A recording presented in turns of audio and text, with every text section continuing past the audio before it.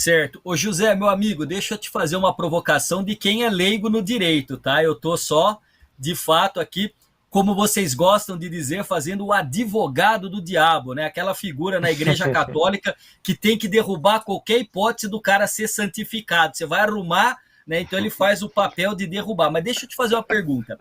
Na sua brilhante explanação sobre o Bolsonaro, se eu fosse a defesa dele, eu te chamava para depor, porque você colocou ele como um completo imbecil, quase um inimputável. Será que ele é tão inimputável assim? Porque aí a gente começa a fazer a leitura do inquérito da Polícia Federal, em que ele articulou, ele sabia e ele comandou.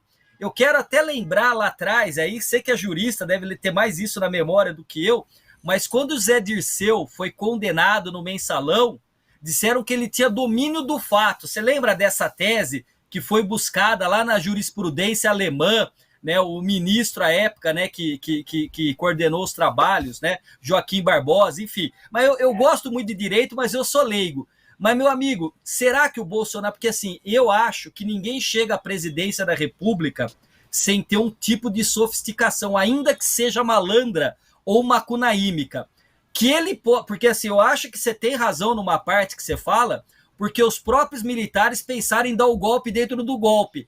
Porque o gabinete de gestão da crise ia ficar com o general Heleno e com o Braga Neto. E o Braga Neto falou, não, mas não tem nada disso. Os caras já queriam também. Falou, agora ele já cumpriu o papel dele, vamos nós assumirmos aqui.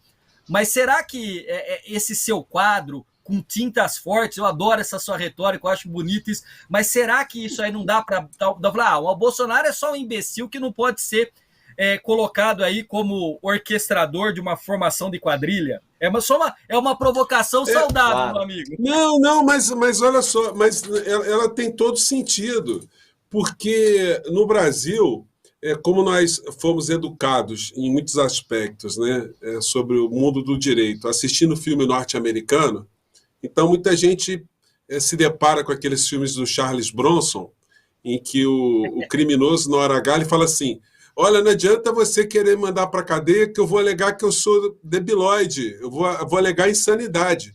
Isso aí eu vi quando isso acontecia muitos anos atrás, né, que não tinha muito filtro nas televisões.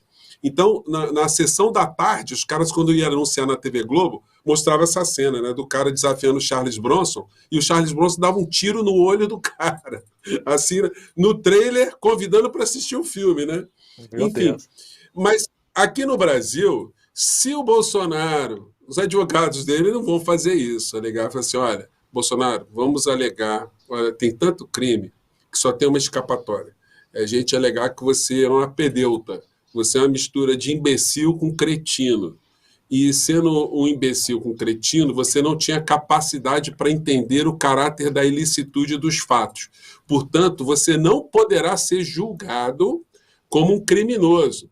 Aí a pessoa que está fora do mundo do direito poderia pensar assim, puxa vida, então ele não vai para uma penitenciária? Não, ele vai para um manicômio judicial. E aí ele poderia ser internado junto com a Adélio. Daí ele numa cela, numa enfermaria, e o Adélio do outra. Então,